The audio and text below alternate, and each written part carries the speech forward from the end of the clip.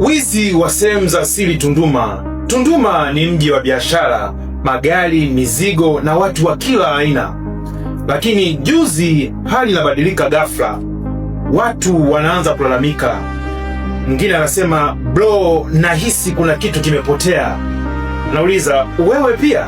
Na mwingine anasema, mimi pia. Hasa wanaume. Wengi wanasema zimepotea, wengine wanasema zimeisha kabisa. Hofu inaingia kwenye mji wa Tunduma taratibu taratibu. Ya watu wanaoiba uume inaanza. Wanasema ukigongwa tu inaisha. Na hapo balaa zito linaanza. Mtu yoyote akishukiwa anapigwa bila kuulizwa. Hakuna ushahidi, ni vurugu tu.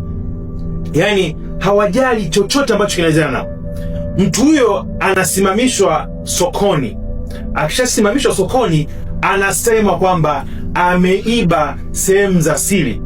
Na dakika mbili kundi la watu wengi linamzunguka, linampiga. Anageuka mwizi mbele ya umati wa watu. Nakumbuka katika umati wa watu hakuna kuulizana, ni kipigo tu. Lakini nyuma ya pazia kulikuwa na akili ya kitapeli. Kuna kundi la watu wanacheza game yao kimya kimya. Wamenunua pini pamoja na Balaband kwa bei ya chini kabisa ya shilingi labda 100 au 50. Kisha wanaanza kutengeneza hofu, yani watu waogope. Na njia yao ni rahisi sana. Ya kwanza kabisa wanaoifanya hawa watu matapeli, wanamvamia mtu hadharani.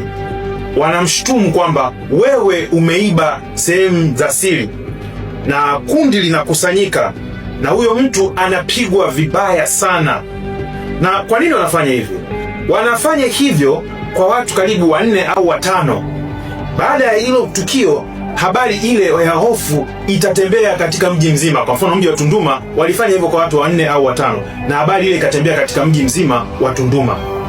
Na hapo sasa ndo biashara inaanza. Na baada ya hofu kusambaa, wanakuja na solution. Wanasema ukivaa pini hii na Balaband uko salama, sehemu zako hazitapotea, kwa bei ya shilingi 1000 au shilingi 2000. Wakati wao walinunua ile pini na Balaband kwa shilingi 100 au tuseme shilingi 50. Kwa hiyo wanapata faida kati ya shilingi 900 mpaka 1900 kwa Balaband moja, yani mtu mmoja akinunua. Sasa fikiria mji mzima ukiingia panic. Kwa mfano mji wa Tunduma unaweza kuwa na watu labda 100,000. Kila mtu akinunua, watu hawa matapeli wanapata shingapi? Hapo ndo hali ya wateja kumiminika inazidi kuwa, kwa sababu wamepata panic. Sasa hivi ukienda Tunduma, kila mtu kavaa Balaband pamoja na pin. Cha kushangaza zaidi, hata watu ambao ilibidi wawasaidie wameingia katika mtego huu wa kitapeli. Polisi wameingia katika mtego huu, wasomi wameingia katika mtego huu. Na watu wanaanza kuamini kwamba kuna sehemu za siri zinapotea. Matokeo yake sasa, watu pale Tunduma wanaibiwa na kuna watu wanauliwa pasipo kuwa na hatia, wakisingiziwa kuwa wameiba sehemu za siri. Waandishi wa habari, acheni hizi habari za kusifia. Fanyeni sometime hata habari za kiuchunguzi. Mimi nimefanya uchunguzi wangu binafsi, nimejua hawa watu ni matapeli.